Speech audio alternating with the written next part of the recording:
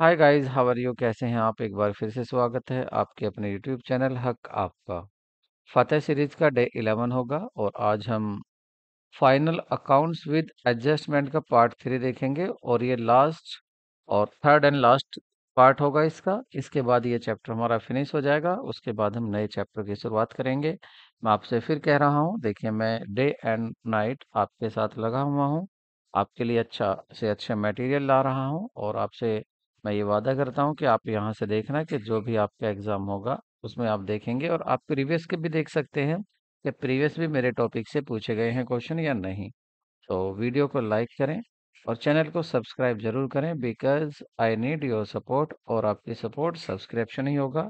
आप सब्सक्राइब कर सकते हैं बिना किसी, बस आपका क्या एक समय लगेगा, आपको प्रेस करना है और बस आपका सब्सक्राइब हो जाएगा। आपको कोई नुकसान नहीं होगा लेकिन मेरा फायदा होगा।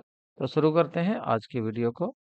और आज की वीडियो का फर्स्ट क्वेश्चन है आपका, a bill discounted, a bill discounted at bank.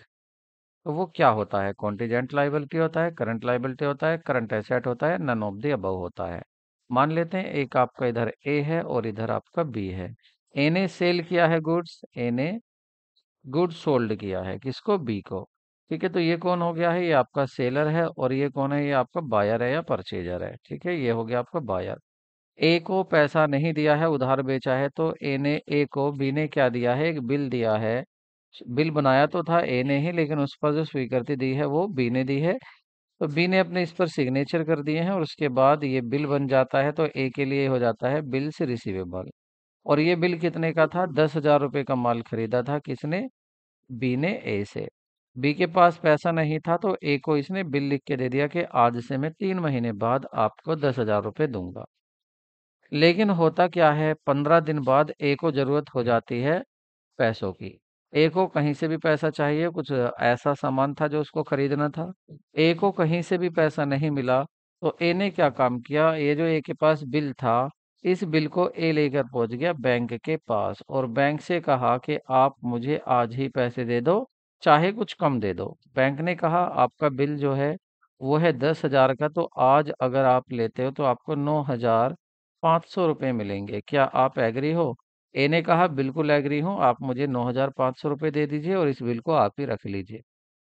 Bank पैसे देता है ए को 9,500 रुपये। इस ट्रांजैक्शन में बैंक को क्या बेनिफिट होगा? 500 रुपये का। कैसे होगा?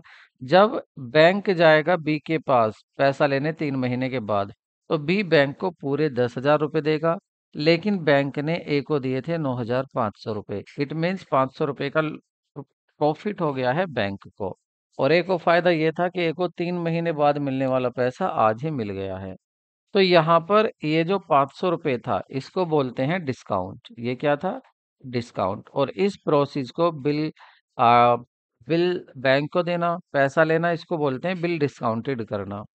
तो अगर बी यहाँ पर पैसा नहीं देता है तो इस कंडीशन में दोनों कंडीशन हो सकती हैं। हो सकता है बी बैंक को पैसा दे देगा 3 महीने बाद, और ऐसा भी हो सकता है कि बी ना दे पाए पैसा बैंक को। तो इसका मतलब अगर ऐसा हुआ कि इसने पैसा नहीं दिया, किसने? बी ने, तो ये पैसा ए बैंक को वापस करेगा और बैंक को वापस करने पड़ेंगे पूरे 10,000 रुपये।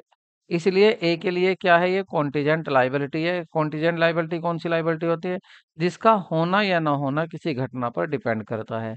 ये पता नहीं है कि ये होगी भी लाइबिलिटी या नहीं होगी, क्योंकि इसमें दोनों ही बात है, होना भी और न भी होना। ये लायबिलिटी बन भी सकती है और नहीं भी बन सकती। ए ने पैसा दे दिया, सॉरी बी ने पैसा दे दिया बैंक को, तो ये लायबिलिटी नहीं होगी। और अगर बी ने पैसा नहीं दिया तो ये लायबिलिटी होगी। इसलिए इसका पक्का नहीं पता, तो ये क्या होगी? कॉन्टीजेंट लायबिलिटी होती है। नेक्स्ट क्वेश्चन देखते हैं। If the cost 48,000 and 20% profit is to be calculated on the selling price, then profit will be. देखिए आपको कॉस्ट दिया हुआ है। मैंने आपको ट्रिक बताई थी कि अगर आपको प्रॉफिट दिया होता है, क्या दिया हुआ था? आपको प्रॉफिट परसेंटेज दी होती है। अगर आप देखेंगे प्रॉफिट परसेंट कितना दिया हुआ है, ग्रोस प्रॉफिट 20%। तो आप इसको क्या कर सकते हैं? आप इसको फ्रैक्शन में लिख सकते हैं, 20/100। अगर आप डिवाइड करेंगे 20 × 1 = 20 और 100 को डिवाइड करेंगे तो 25 जा। इट मीन्स आप इसको यूं भी कह सकते हैं 1/5। और कुछ नहीं इज टू बी कैलकुलेटेड। तो 20% जब कुछ नहीं कहता किसका है तो किसका होता है, ऑन सेल, सेल का है ये।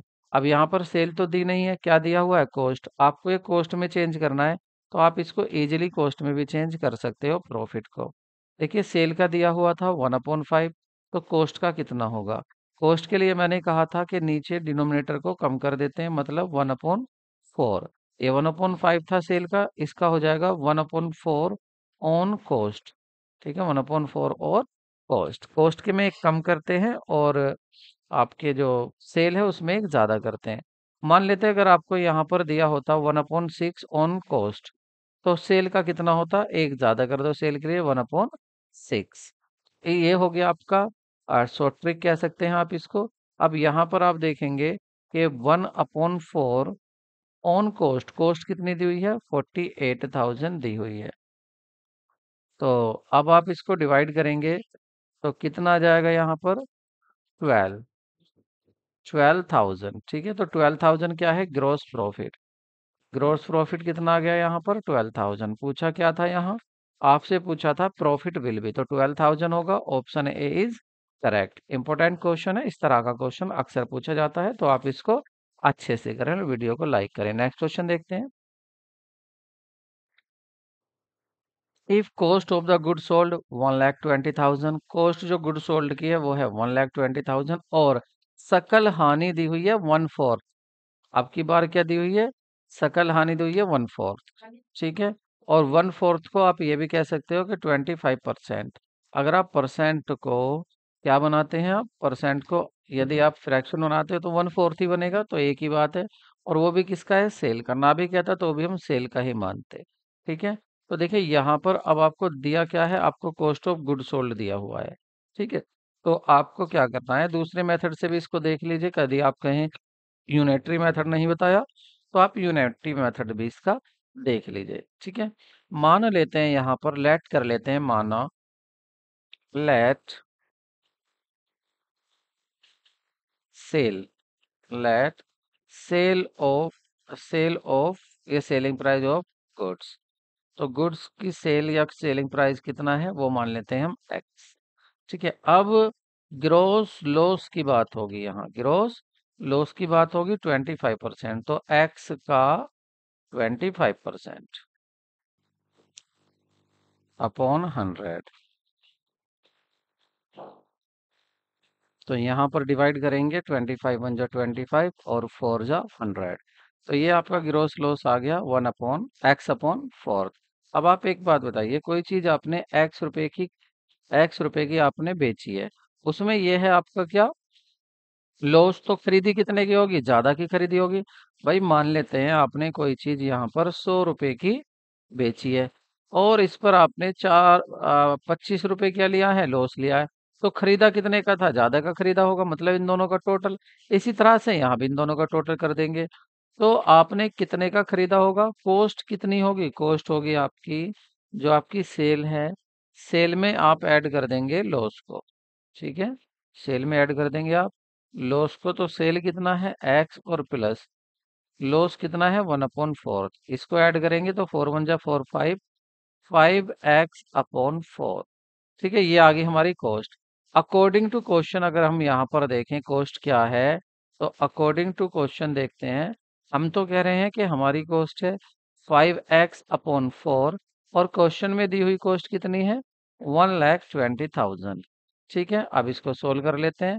देखिए 12 की मल्टीप्लाई होगी 5 से डिवाइड करेंगे, तो 5 से डिवाइड करते हैं, 5 × 2 = 10 और बचे कितने यहाँ पर, 5 × 2 = 10, 2 बचे 0, 5 4 × 20। ठीक है, और 4 की इसमें मल्टीप्लाई करेंगे तो 24, 4 × 96, 96 और ट्रिपल 0 हो जाएंगे। इसका मतलब आपकी ये आ जाती है कॉस्ट, कॉस्ट का मतलब एक्स की वैल्यू आ जाती है। और एक्स क्या थी हमारी, सॉरी एक्स थी हमारी ये सेल, एक्स क्या थी हमारी, सेल थी। तो यहाँ एक्स की वैल्यू कितनी आ गई, 96।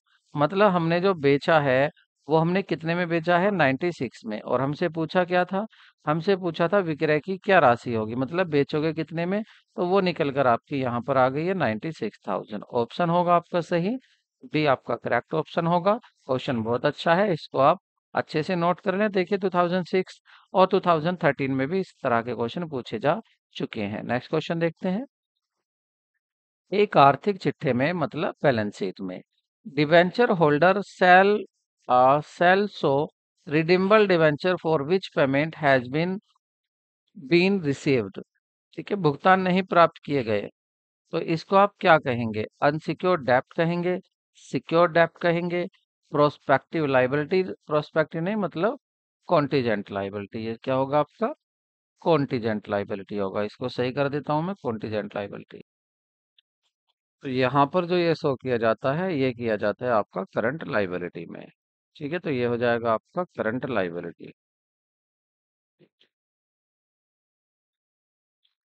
Current liability. ठीक है, नेक्स्ट क्वेश्चन देखते हैं। Assets are so in the balance sheet. Balance sheet में एसेट दिखाई जाती हैं स्थायित्व के आधार पर, बाजार मूल्य पर, पुस्तक मूल्य पर या लिक्विडिटी पर, तरलता के आधार पर। देखिए अगर यहाँ पर हम बात, देखिए आपको क्या होता है कि देखिए आप जब बैलेंस शीट बनाते हैं तो बैलेंस शीट में आप एसेट लिखते हैं, लाइबिलिटी लिखते हैं। ठीक है, एसेट जो लिखी जाती हैं वो दो तरीके से लिखी जाती हैं आपके, एक परमानेंस बेसिस पर और एक होता है आपका लिक्विडिटी पर। जो सबसे जल्दी लिक्विड हो सकती है, जो सबसे, अगर हम बात करें परमानेंस पर, तो जो सबसे बाद में, जो एसेट सबसे बाद में, मतलब फिक्स एसेट सबसे बाद में, मतलब जिसको पैसे में कन्वर्ट करने में ज्यादा समय लगेगा, वो फिक्स एसेट है और उसको सबसे ऊपर लिखते हैं। किसकी बात कर रहा हूं मैं? परमानेंस बेसिस पर। और जो एसेट सबसे जल्दी पैसे में कन्वर्ट हो सकती है उसको सबसे नीचे लिखते हैं, मतलब बाद में लिखते हैं। जैसे आपका बैंक और कैश, ये लास्ट में लिखी जाती हैं। ठीक है, और अगर लिक्विडेशन पर कहें तो लिक्विडेशन में जस्ट अपोजिट हो जाता है। पहले, सबसे पहले बैंक कैश लिखा जाता है, उसके बाद में चलते हैं आपके फिक्स एसेट पर। तो पहले करंट एसेट होती है, उसके बाद नॉन करंट एसेट होती है। ठीक है, ये होता है आपका लिक्विडिटी बेसिस पर। और परमानेंस बेसिस पर क्या होता है कि पहले आप लिखेंगे नॉन करंट एसेट और उसके बाद लिखेंगे आप करंट एसेट। ठीक है, और अगर ये कुछ ना कहा गया हो कि आपको बैलेंस शीट बनानी है, तो आप कौन सा बेसिस यूज करेंगे? Permanence basis. तो अगर आपसे पूछता है कि एसेट कौन से बेसिस पर लिखी जाती हैं, तो आपका आंसर होगा परमानेंस बेसिस पर। नेक्स्ट क्वेश्चन देखते हैं। नेक्स्ट क्वेश्चन है आपका, कह रहे if the sale 120 and one third of the gross profit cost purchase 98, cost जो है वो 98 है, the balance resident last resident 18,000, the initial stay will be. यदि बिक्री का लिख दी, यदि बिक्री रुपीज 1,20,000 है, सकल लाभ लागत का 13 है। ये आप इसका हिंदी वर्जन देखें, इंग्लिश वर्जन गलत है थोड़ा, इंग्लिश वर्जन में काफी गलती है। ठीक है, तो आपको क्या देखना है? ये हिंदी वर्जन देखना है। ठीक है, हिंदी वर्जन आपका ये सही है। तो हिंदी वर्जन में देखते हैं। देखिए कह रहे हैं कि सेल जो है वो है आपकी 120, मैं दोनों को बोल दूंगा इंग्लिश में भी। आपको सेल दिया हुआ है, ठीक है, सेल दिया हुआ है 1,20,000 का। और साथ में कह रहे हैं कि जो ग्रोस प्रॉफिट है आपका, ग्रोस प्रॉफिट वो है 13, वो है 13। वो भी किसका? कह रहे हैं 13, लागत का, सकल लाभ लागत का 13 है। ठीक है, लागत का 13 मतलब कॉस्ट का, 13 कॉस्ट का सेल का दिया है। ठीक है, परचेज आपको दिया हुआ है और आपको अंतिम रहतियां भी दी हुई है। अब यहाँ पर आपको देखिए क्या दिया हुआ है, बिक्री का दिया, बिक्री दी हुई है। तो ये जो आपका सेल है, आप ये जो ग्रॉस प्रॉफिट दिया हुआ है, आप इसको कन्वर्ट भी कर सकते हैं। क्या कह सकते हैं आप? इसको सेल का बना सकते हैं, 1/4 ऑन सेल कह सकते हैं, 1/4 ऑन सेल। तो 1/4 ऑन सेल। ठीक है, तो आप 1/4 करेंगे सेल का। सेल कितनी है आपकी? 1,20,000। इसका आप 1/4 करेंगे तो 4 3 जा 12, मतलब 30,000। तो 30,000 क्या है? ये आपका ग्रॉस प्रॉफिट है। पूछा क्या है?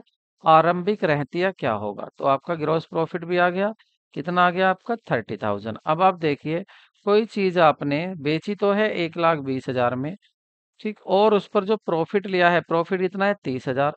अगर आप इस प्रॉफिट को इस सेल में से माइनस कर देंगे, इस प्रॉफिट को सेल में से माइनस कर देंगे, तो क्या बचेगा आपका? 90,000। ये क्या होगी? कॉस्ट।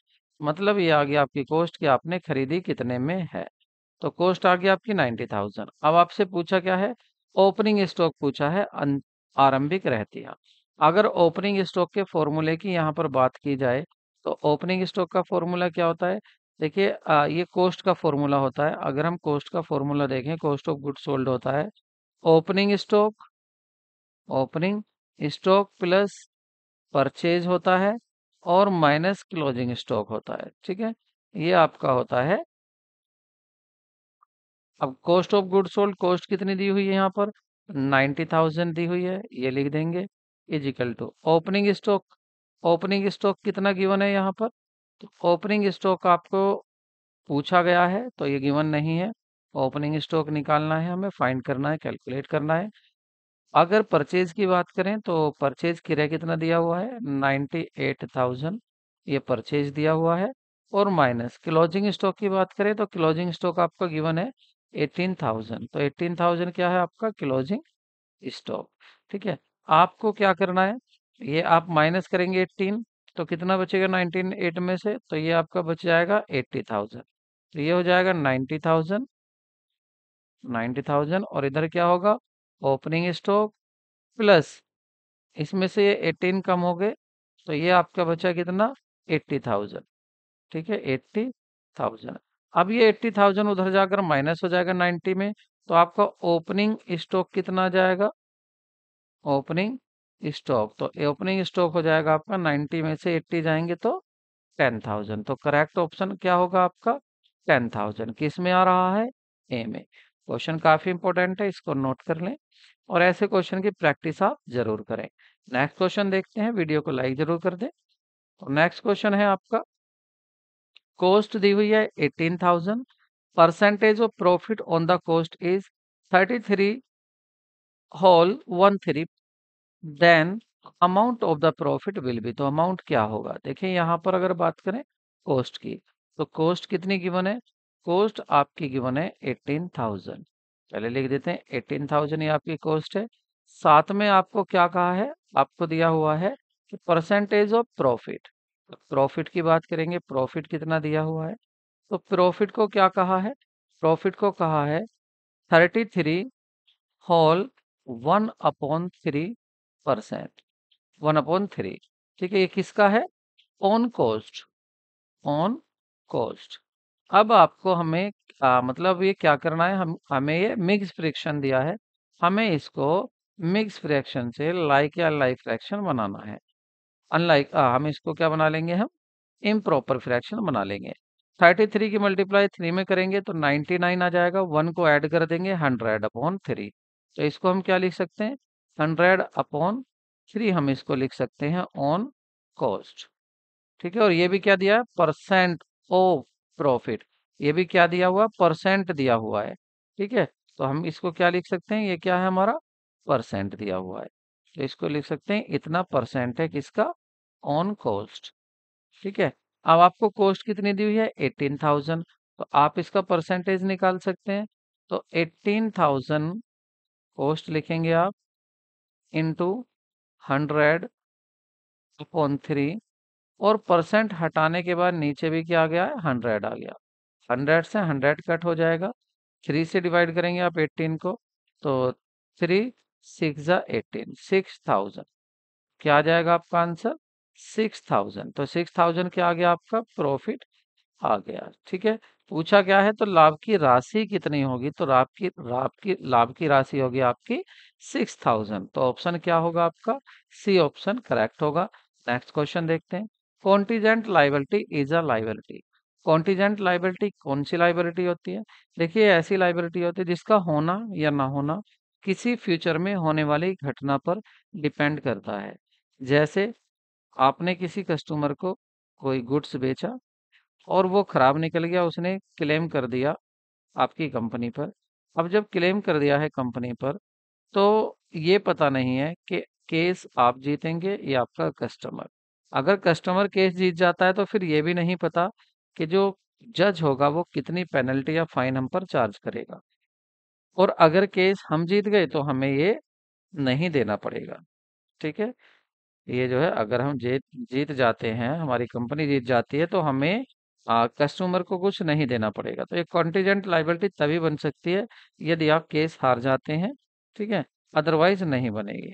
ठीक है, तो होना या न होना ये किस पर डिपेंड कर रहा है, एक घटना पर डिपेंड कर रहा है। इसका मतलब क्या है आपका यहाँ, तो इसका मतलब ये हुआ है कि आपकी ये लायबिलिटी फ्यूचर पर डिपेंड करती है, किसी घटना के होगी या नहीं होगी। अब आप ऑप्शन देख लीजिए, मुझे लगता है आंसर आप अपने आप ही दे देंगे इसका आंसर। तो ऑप्शन क्या दिए हुए हैं, आप ऑप्शन को देखिए जरा। कह रहे which does not exit at present, जो अभी प्रेजेंट में तो एग्जिट नहीं है, but will be occur in the future, लेकिन फ्यूचर में हो सकती है। या which is to be paid by someone else, जो किसी और को, किसी अन्य व्यक्ति को चुकाया जाएगा। या whose occurrence और non occurrence depends on some future event, या जिसका होना या ना होना भविष्य में होने वाली किसी घटना पर डिपेंड करता है। या which has not been paid in the past years, या जो पिछले सालों में पेड नहीं की गई है। तो सही ऑप्शन क्या होगा आपका, सी। मतलब जिसका होना या ना होना किसी घटना पर डिपेंड करता है, अगर वो होगी तो ये लाइबिलिटी बनेगी, अदरवाइज नहीं बनेगी। तो ऑप्शन आपका सी सही होगा। नेक्स्ट क्वेश्चन देखते हैं। Compensating error affect the matching, matching तो किसकी मैचिंग को ये अफेक्ट करती हैं, क्या ट्रायल बैलेंस की मैचिंग को करती हैं, आर्थिक चिट्ठे को करती हैं, लाभ हानि को करती हैं, नन ऑफ द अबाउट। तो देखिए यहाँ पर कैंडिडेट कंफ्यूज हो जाते हैं, वो सोचते हैं कि जो एरर्स की बात होती है, रेक्टिफिकेशन ऑफ एरर्स की बात होती है, तो वहां पर ट्रायल बैलेंस के क्वेश्चन पूछे जाते हैं कि बताइए ट्रायल बैलेंस को ये एरर इफेक्ट करेगी या नहीं करेगी। एरर आपकी थ्री टाइप, आपकी एरर कौन कौन सी होती है, एरर ऑफ ओमिशन होती है, कमीशन होती है, प्रिंसिपल होती है और कंपनसेटिंग होती है। चार तरह की आपकी एरर होती हैं। इनमें से पूछते हैं बताइए कौन सी एरर आपकी ट्रायल बैलेंस को अफेक्ट करेगी। ठीक है, लेकिन यहाँ पर कह रहा है कंपनसेटिंग एरर। ये कंपनसेटिंग एरर ऐसी होती है जो ट्रायल बैलेंस को, मैचिंग को अफेक्ट नहीं करती। ठीक है, और इसमें पूछा है कि बताइए कि कौन सी अफेक्ट करती है, कंपनसेटिंग एरर अफेक्ट करती है मैचिंग, किसकी मैचिंग को अफेक्ट करती है, ट्रायल बैलेंस की नहीं, करेगी ही नहीं। और बैलेंस शीट के प्रॉफिट की बात होती नहीं। तो सही आंसर क्या होगा आपका, D, none of the above. आप इसको याद रखना, कंफ्यूज मत हो जाना। कहा है कि compensating error affect the matching, किसको अफेक्ट करती है, किसी को भी अफेक्ट नहीं करती, किसी पर असर असर नहीं डालती। ट्रायल बैलेंस आपका जो मैच कर जाता है, डेबिट भी और क्रेडिट भी, दोनों साइड्स आपकी इक्वल आ जाती है। नेक्स्ट क्वेश्चन देखते हैं।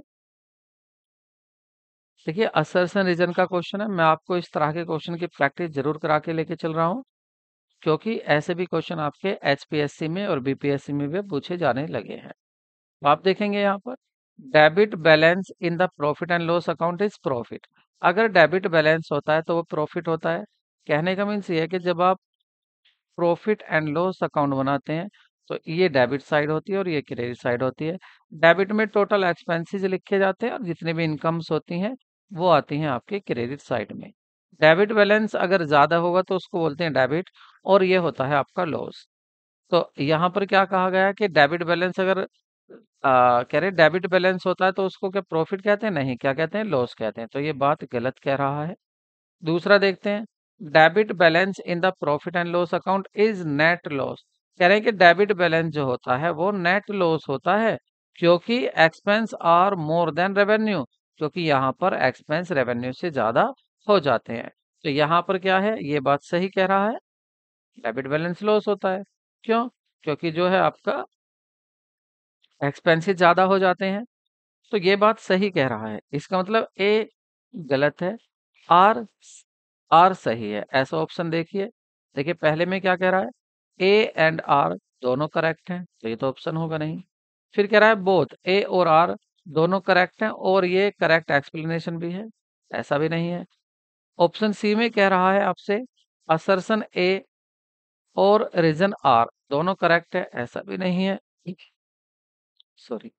और डी में कह रहा है आपसे कि असर्शन ए तो करेक्ट है, बट आपका R not correct, R correct नहीं है। तो क्या यहाँ पर कोई सा ऑप्शन आपका मैच हुआ है, नहीं, कोई सा ऑप्शन यहाँ पर मैच नहीं हो रहा है। और ऑप्शन चेंज, इसका सही ऑप्शन क्या होगा फिर आपका आंसर यहाँ पर क्या होना चाहिए, यहाँ होना चाहिए ऑप्शन आपके लिए कि ए गलत है लेकिन आर सही है, ऐसा है नहीं। ए गलत हो जहां ऐसा है नहीं है। तो इसका करेक्ट ऑप्शन क्या होगा आपको याद रखना है इसका, इसमें करेक्शन था। तो इसका सही ऑप्शन होगा कि आपका ए सही है लेकिन आर गलत है। ठीक है, तो नेक्स्ट क्वेश्चन देखते हैं।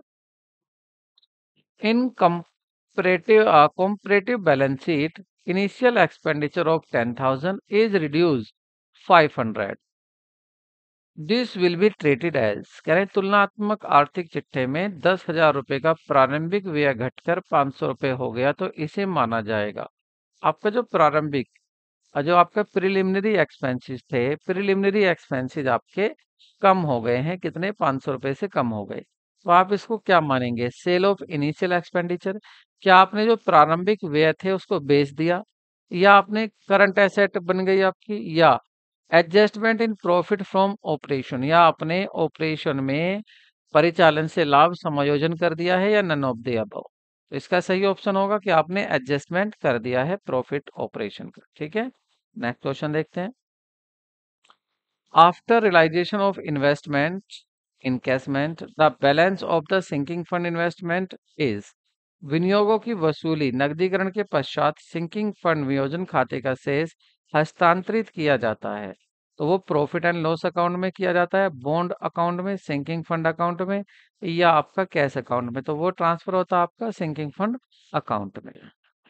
तो इसका करेक्ट ऑप्शन सी हो गया। नेक्स्ट क्वेश्चन देखते हैं।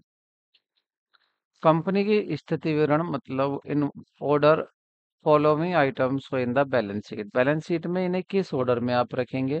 देखिए अब यहाँ पर आपसे ये नहीं कहा है कि आप परमानेंस पर दिखाएंगे या लिक्विडिटी बेसिस पर, तो जब ऐसा नहीं कहा जाता तो आप हमेशा परमानेंस बेसिस की बात करते हैं। तो देखिए सबसे ज्यादा जो बिजनेस के साथ रहता है, जो फिक्स एसेट है, वो आपकी फिक्स टेंजिबल एसेट होती है, आपकी गुडविल। क्या होती है आपकी, गुडविल होती है। उसके बाद आपका क्या आता है, देखिए डेटर्स और प्रिलिमिनरी एक्सपेंसेस बाद में आते हैं, डेटर्स, ठीक है, और प्रिलिमिनरी प्रिलिमिनरी एक्सपेंसेस प्रारंभिक व्यय, ठीक है, ये आपकी फिक्टिशियस एसेट है।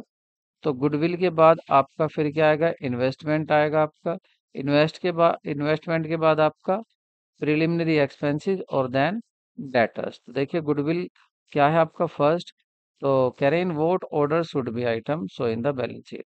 तो सबसे पहले क्या आ जाएगा आपका first goodwill, then investment, then आपका यहाँ पर सी आपका ऑप्शन करेक्ट होगा।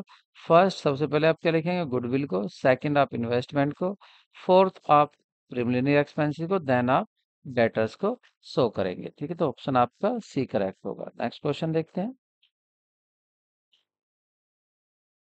यहाँ पर रीजन और असर्शन वाले ही ऑप्शन है ये भी, तो इसको देखते हैं। Balance sheet show the carrying value of the business on the particular date, एक डेट को स्थिति विवरण किसी विशेष तिथि को व्यवसाय की रोकड़ीय मूल्य दर्शाता है, ये बात सही है। दूसरा स्थिति दर्शा रहा है, स्थिति विवरण वास्तविक सौदे के आधार पर तैयार किया जाता है जो लेखा पुस्तकों में दर्ज होते हैं, ये भी बात सही है, दोनों सही है। लेकिन क्या आर एक ही करेक्ट एक्सप्लेनेशन भी कर रहा है, क्या ये बता रहा है कि ये दिखा रहा है, क्यों दिखा रहा है, क्योंकि ये एक्चुअल लेखों पर बताया जाता है, तो ये भी बता रहा है, तो इसका मतलब आर, ए और आर दोनों सही है, करेक्ट एक्सप्लेनेशन भी है। तो A, both A and R correct and correct explanation of A, option A ही आपका सही होगा। नेक्स्ट क्वेश्चन देखते हैं।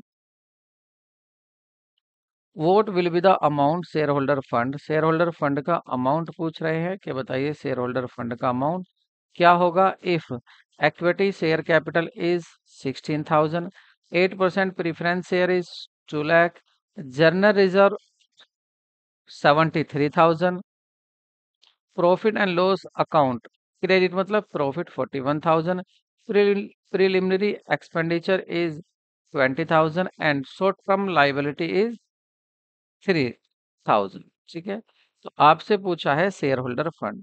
अब शेयर होल्डर फंड में क्या क्या आता है, आपकी शेयर कैपिटल आती है। अब शेयर कैपिटल में यहाँ पर दिया हुआ आपको 16 लाख तो दिया हुआ है आपको, किसका, इक्विटी शेयर। प्रीफरेंस शेयर भी दिए हुए हैं 8% प्रीफरेंस शेयर 2 लाख, तो 2 लाख रुपए के क्या दिए हैं आपके प्रीफरेंस शेयर दिए हुए हैं। ठीक है, 2 लाख रुपए के।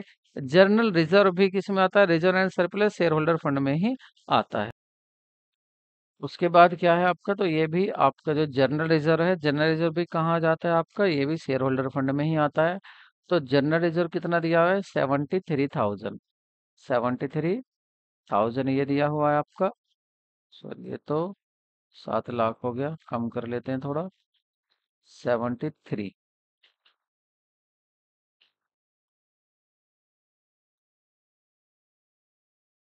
73,000 आपका जनरल रिजर्व है। उसके बाद आपको दिया हुआ है प्रॉफिट और लॉस। ये प्रॉफिट और लॉस भी, ये भी रिजर्व एंड सरप्लस के ही अंदर आता है।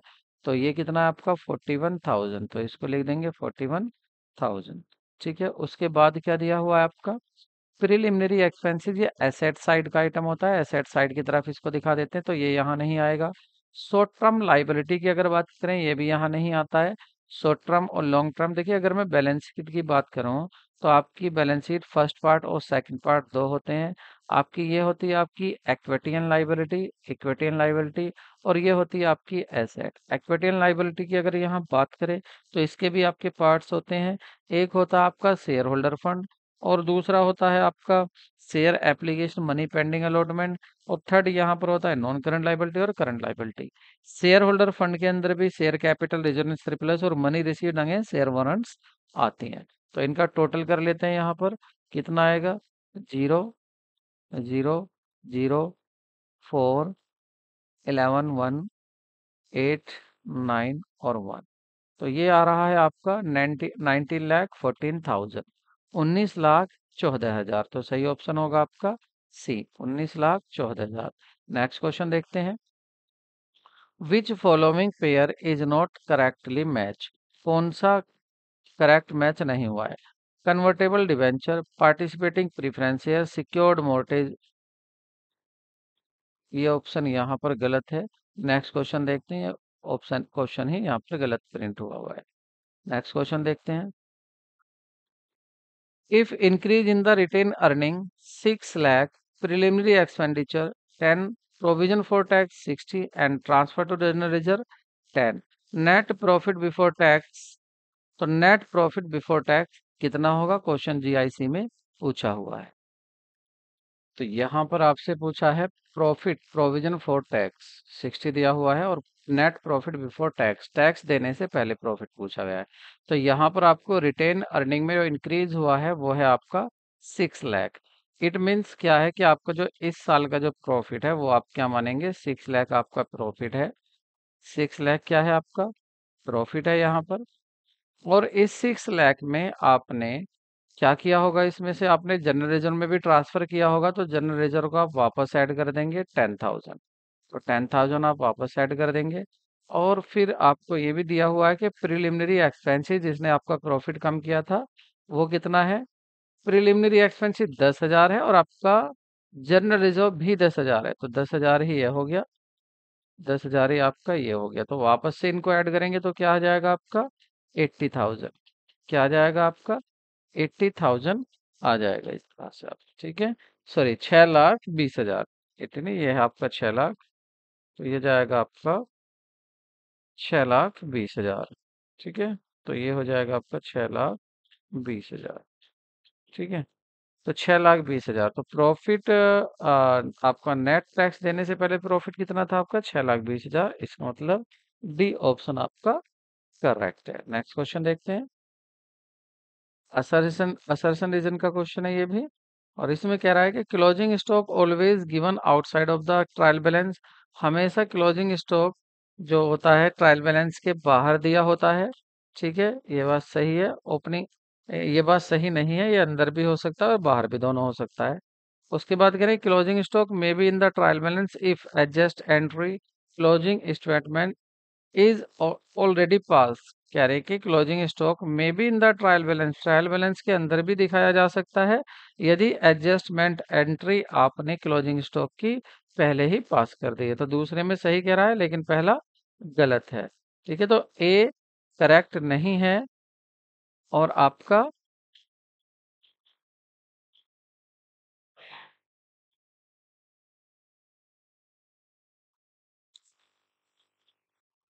लेकिन यहाँ पर एडजस्टमेंट की अगर बात करें, बिना एडजस्टमेंट भी क्या हो सकता है, बिना एडजस्टमेंट भी दिखाई देता है आपका, है ना। तो थोड़ा सा यहाँ मिस्टेक है, आप इसको दोबारा देखें। देखिए क्लोजिंग जो आपका ओपनिंग स्टॉक है, ये बिना एडजस्टमेंट भी कहाँ दिखाया जा सकता है आपका, ये आपका ट्रायल बैलेंस के अंदर दिखाया जा सकता है। तो ये भी बात गलत है, तो यहाँ पर दोनों ही गलत है, आपका ए और बी दोनों ही गलत है। तो ऑप्शन क्या हो जाएगा आपका सही, ए आर आर दोनों ही गलत है। तो A and are not correct, option C आपका सही होगा। नेक्स्ट क्वेश्चन देखते हैं। In case of loan becoming a bad डेब्ट अमाउंट, किसी ऋण के डूबत हो जाने की दशा में, ये ऋण के डूबत हो जाने की दशा में का मतलब है यहाँ पर आपका ऋण के, लोन नहीं, ये है आपका डेटर्स। क्या है आपका डेटर्स की बात हो रही है यहाँ पर। डेटर्स अगर आपका बिकमिंग हो, आपका डेटर्स क्या हो गया है, बैड डेट। ठीक है, तो क्रेडिट टू, तो आप कह रहे हैं शुड बी अमाउंट, कहाँ आप क्रेडिट करेंगे। तो देखिए जब आप बैड डेप्ट हो जाता है आपका, तो आप क्या करते हैं, बैड डेप्ट अकाउंट डेबिट, बैड डेप्ट अकाउंट डेबिट, क्योंकि ये आपका लॉस होता है। और टू क्या करते हैं, आपके डेटर्स कम हो जाते हैं, डेटर्स कम हो जाते हैं, तो डेटर्स अकाउंट को आप क्या करते हैं, क्रेडिट करते हैं। ठीक है, तो ऑप्शन क्या होगा आपका, सी सही होगा। नेक्स्ट क्वेश्चन देखते हैं। Balance sheet audit in the Indian India mean the audit of, audit of, चिट्ठे के लेखा का परीक्षण का तात्पर्य क्या है, balance sheet and profit and loss के अकाउंट के आइटम जो होते हैं उनको, या जो आपका बैलेंस शीट के आइटम होते हैं उनको ऑडिट कराना है, या जो एसेट्स होती हैं बैलेंस शीट की उनको ऑडिट कराना है, या जो लाइबिलिटी होती है बैलेंस शीट उनको ऑडिट कराना है। तो भारत में जो कहा जाता है कि balance sheet audit, balance sheet audit में केवल बैलेंस शीट ही नहीं होती ऑडिट, बैलेंस शीट ही ऑडिट नहीं होती, इसके साथ साथ आपका प्रॉफिट एंड लॉस अकाउंट भी ऑडिट होता है। तो बैलेंस शीट ऑडिट का मतलब होता है भारत में कि balance sheet plus profit and loss का ऑडिट होना। तो ऑप्शन आपका ए सही होगा। नेक्स्ट क्वेश्चन देखते हैं। नेक्स्ट क्वेश्चन है आपका, इनको मैच करना है। देखिए कैश को कह रहा है और प्रॉफिट को कह रहा है, इशू ऑफ शेयर कह रहा है, discount of machine and plant कह रहा है। डिस्काउंट या डेप्रिसिएशन, ठीक है, डेप्रिसिएशन कह रहा होगा। तो यहाँ पर क्या है देखिए आप, देखिए कैश, कैश क्या होती है आपकी, कैश आपकी करंट एसेट होती है। प्रॉफिट आपका क्या होता है, प्रॉफिट किस में आता है आपका, इशू ऑफ शेयर किस में आते हैं, आपके इक्विटी एंड शेयर कैपिटल में आ जाते हैं। ठीक है, और जो प्रॉफिट दिया होता है अगर आपका बैलेंस शीट में, तो आप उसको क्या कहते हैं, और एक ये होगा इक्विटी, और दूसरा बच्चा आपका नॉमिनल एसेट और फिक्स एसेट। जो प्रॉफिट, अगर आपको प्रॉफिट एंड लॉस अकाउंट दे रखा है कहाँ पर आपको, तो इशू ऑफ शेयर की ये हो चुका है आपका, और या डिस्काउंट ऑफ प्लांट। ठीक है, अब देखते हैं डिस्काउंट ऑफ प्लांट को। तो ये आपकी क्या होता है, ये फिक्स एसेट में जाता है। ठीक है, और जो आपका प्रॉफिट होगा वो आपका क्या होता है, यहाँ पर नॉमिनल एसेट हो जाती है प्रॉफिट। ठीक है, तो ऑप्शन आपका क्या बन जाएगा, ऑप्शन होगा आपका फर्स्ट का, एक आपका, ये थोड़ा इधर हो रहे हैं, ए का आपका फोर्थ, ये रहा ए का फोर्थ, बी का आपका थर्ड, और सी का आपका सेकंड, और वन। तो आपका ऑप्शन सी आपका करेक्ट होगा। नेक्स्ट क्वेश्चन देखते हैं। Which of the following set, which of the following set of expenses are the direct expenses. Direct expenses कौन से हैं, जो आपके प्रॉफिट एंड लॉस अकाउंट में दिखाए जाते हैं, salary wages and shop rent, stationery postage and telephone, wages carriage. देखिए वेजेस जो होती है ये आपकी डायरेक्ट एक्सपेंसेस होती है, और एडवर्टीजमेंट, लीगल फी, ऑडिट फी। लेकिन स्टेशनरी, पोस्टेज और आपका टेलीफोन ये क्या होते हैं, ये आपके ये आ जाते हैं आपके किसमें, इनडायरेक्ट एक्सपेंसेस में। और पूछे कोई कौन से हैं, अच्छा डायरेक्ट एक्सपेंसेस पूछ रहा है आपसे, तो वेजेज कैरेज, वेजेज मतलब डायरेक्ट होंगे जो माल बनाने से पहले तक के खर्चे हैं, जो आपके ट्रेडिंग अकाउंट में आते हैं, जैसे वेजेज, कैरेज, इनवर्ड, और आपका लोकल टैक्सेज ये इसमें क्या होगा, आपका सी आ जाएगा। लोकल टैक्स मतलब स्थानीय कर, जिसको चुंगी भी कह देते हैं। आपका सी आपका करेक्ट होगा ऑप्शन। नेक्स्ट क्वेश्चन देखते हैं।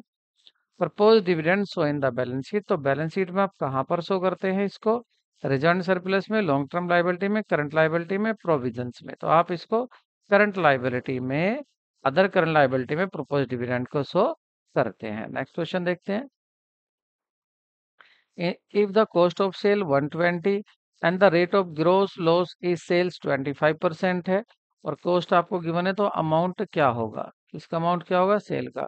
क्वेश्चन रिपीटेड है और इसका आंसर मैंने पीछे भी बताया है आपको। आप इसको सोल्व करें और सोल्व करके देखें कि आंसर आएगा। पीछे मैं इस क्वेश्चन को करा चुका हूँ, ठीक है, फिर भी देख लीजिए आप। आपको क्या करना है, कोस्ट एक्स मानी थी मैंने, उसका 25% देखा था, और फिर आगे थी मेरी कोस्ट, सॉरी सेल मानी थी मैंने एक्स, और कॉस्ट निकाली थी, और कॉस्ट निकालकर तब इसको मैंने सोल्व किया था। आप इसको एक बार खुद करके देखें क्या आंसर होगा, ठीक है, और कमेंट में जरूर बताएं कि इसका सही आंसर क्या है।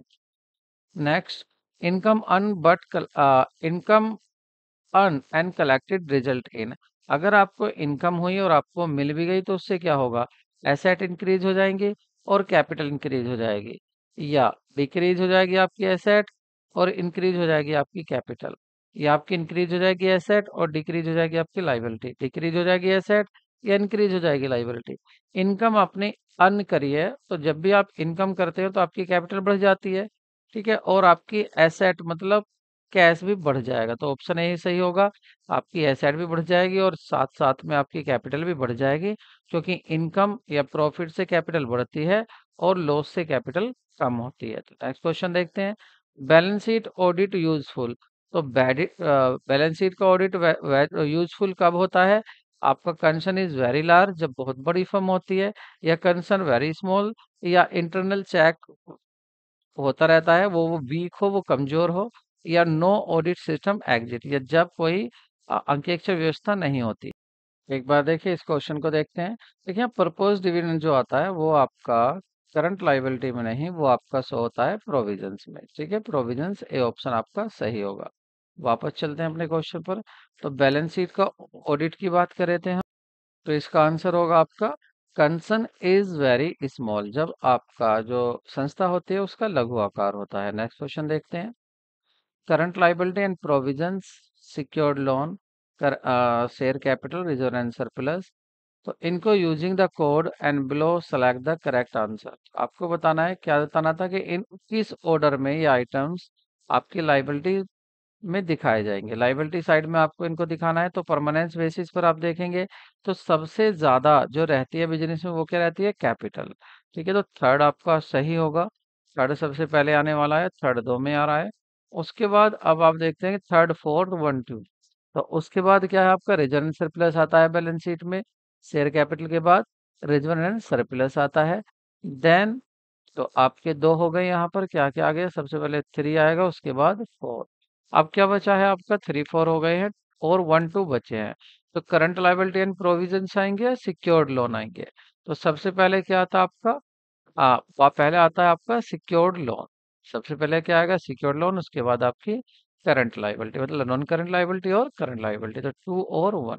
तो सही ऑप्शन क्या होगा आपका, सही ऑप्शन हो जाएगा आपका ऑप्शन ए। नेक्स्ट क्वेश्चन देखते हैं। नेक्स्ट क्वेश्चन देखेंगे तो नेक्स्ट क्वेश्चन होगा हमारा, raw material should be valued. तो वो किस पर वैल्यूड किया जाता है, कॉस्ट पर। नेक्स्ट क्वेश्चन देखते हैं। इसमें क्या रहा आपका, provision for discount on debtors calculated after deducting provision for doubtful debts. जब प्रोविजन कम कर देते हैं उसके बाद हम डिस्काउंट को क्या करते हैं, कम करते हैं, बिल्कुल सही कह रहा है। उसके बाद कह रहा है कि discount is allowed to those debtors which make timely payment, जो समय से पेमेंट दे देंगे उनको डिस्काउंट किया जाएगा। और doubtful debts are unlikely to be received, such debts are deducted from the debtors provision provided discount. तो इसमें कह रहा है कि उन छूट उन देनदारों को दी जाती है जो समय पर भुगतान करते हैं, चूंकि संदिग्ध ऋणों से प्राप्त होने वाली संभावना नहीं होती है, इसलिए छूट प्रदान करने के लिए ऐसा ऋण को देनदारों से काट लिया जाता है। तो सही ऑप्शन क्या होगा यहाँ, तो सही ऑप्शन होगा आपका ए और आर दोनों सही है, और इसकी करेक्ट एक्सप्लेनेशन भी आर ए की करेक्ट एक्सप्लेनेशन भी कर रहा है। ठीक है, नेक्स्ट क्वेश्चन देखते हैं। The amount share premium can be used Holi और पार्टली फॉर राइटिंग ऑफ। अंश प्रीमियम की राशि को पूर्णतः अंश निम्न के अपलेखन के लिए प्रयोग किया जा सकता है। गुडविल के लिए, प्रिलिमिनरी एक्सपेंसेस के लिए, डेफर्ड रेवेन्यू एक्सपेंडिचर के लिए, या सभी के लिए। ठीक है, तो इसका ऑप्शन सही हो। तो जो अमाउंट होता है सिक्योरिटी प्रीमियम रिजर्व का, उसको आप यूज कर सकते हैं प्रिलिमिनरी एक्सपेंसेस अकाउंट को रिटर्न ऑफ करने में। नेक्स्ट क्वेश्चन देखते हैं। Stock does not include. Stock में क्या इंक्लूड नहीं होता है? तो इंक्लूड स्टॉक में वह गुड्स नहीं होता है जो डिलीवरी के लिए तैयार है बायर को। नेक्स्ट क्वेश्चन देखते हैं। Which of the following should not show on the asset side of the balance sheet. Balance sheet की एसेट साइड में क्या नहीं दिखाया जाता है? तो आपका प्रीमियम एक्सपेंसेस, आउटस्टैंडिंग रेंट, और प्रिलिमिनरी एक्सपेंसेस, आउटस्टैंडिंग रेंट, और शेयर प्रीमियम ये नहीं दिखाया जाता है। ये आपका लाइबिलिटी साइड में दिखाया जाता है, सिक्योरिटी प्रीमियम या शेयर प्रीमियम। नेक्स्ट क्वेश्चन देखते हैं। Which of the following is not a part of process of auditing. Auditing का कौन सा पार्ट नहीं है? तो ऑडिटिंग में वाउचर्स बनाए जाते हैं, एग्जामिनेशन भी होता है इनका, सॉरी एग्जामिनेशन होता है इनका, और सिंकिंग फंड भी इसको एक्सप्लेनेशन देखी जाती है। प्रिपरेशन बैलेंस शीट का प्रिपरेशन नहीं किया जाता, बैलेंस शीट बनाई नहीं जाती, चेक की जाती है। तो ये आपका ऑप्शन सी होगा, ये नहीं होता है। नेक्स्ट क्वेश्चन देखते हैं। बैलेंस शीट कैपिटल डिड्यूड after the writing off the accumulated loss transfer. तो ये कहाँ कर दिया जाता है? ये कैपिटल रिजर्व में ट्रांसफर कर देंगे। अगर कैपिटल रिडक्शन अकाउंट अगर राइटिंग ऑफ कर दिए आपने, अक्यूमुलेटेड लॉसेज राइट ऑफ करने के बाद जो बैलेंस बचता है कैपिटल रिडक्शन अकाउंट में, उसको ट्रांसफर कर देते हैं कैपिटल रिजर्व में। Next question. A customer check received after dishonoured, तो उसकी एंट्री आप करते हैं जर्नल प्रॉपर में। ठीक है, तो आप उसको कहाँ रिकॉर्ड करेंगे? जर्नल प्रॉपर में। नेक्स्ट क्वेश्चन देखते हैं। कह रहे हैं यहाँ पर आपको, कह रहे हैं अ कंपनी में adopt policy of window dressing by manipulating data such as. तो कैसे कैसे दिखा सकती है कंपनी? आपकी इन्वेंट्री की वैल्यूएशन करने में गड़बड़ कर सकती है, और आपका ओमिशन कर सकती है लाइबिलिटी का, रेटिंग कर सकती है शॉर्ट टर्म लाइबिलिटी को लॉन्ग टर्म लाइबिलिटी, और recording in advance cash receipt applicable to the next accounting year. तो ऑप्शन 1 2 3 4 सभी इसमें सही होंगे। नेक्स्ट क्वेश्चन देखते हैं। तो यहाँ पर आपको करना, करंट लाइबिलिटी में क्या इंक्लूड नहीं होता है? ठीक है, क्या इंक्लूड नहीं होता है? Unclaim dividend, short term creditor, sundry creditors, prepaid insurance, या बैंक ओवरड्राफ्ट। तो ये भी करंट लाइबिलिटी है। प्रीपेड इंश्योरेंस ये क्या हो गया आपका? ये तो आपकी एसेट बन गई, और यहाँ पर एसेट की बात नहीं, लाइबिलिटी की बात हो रही है। तो ऑप्शन क्या सही होगा आपका? सी ऑप्शन आपका सही होगा। तो यहाँ पर आपसे लेते हैं विदा इतने ही क्वेश्चन के साथ, और ये चैप्टर भी आपका फाइनल हो गया है। आपके लिए इस बार सिलेक्शन पक्का कराना है, और उसके लिए आप हमारे साथ लगे रहिए। वीडियो को लाइक कीजिए और चैनल को सब्सक्राइब कीजिए। मिलते हैं डेली क्लास में, कल की क्लास में मिलेंगे। क्लास आपकी डेली हो रही है, कोई भी एब्सेंट नहीं है, इसलिए आप भी मेहनत डेली करते रहिए। Take care, bye bye.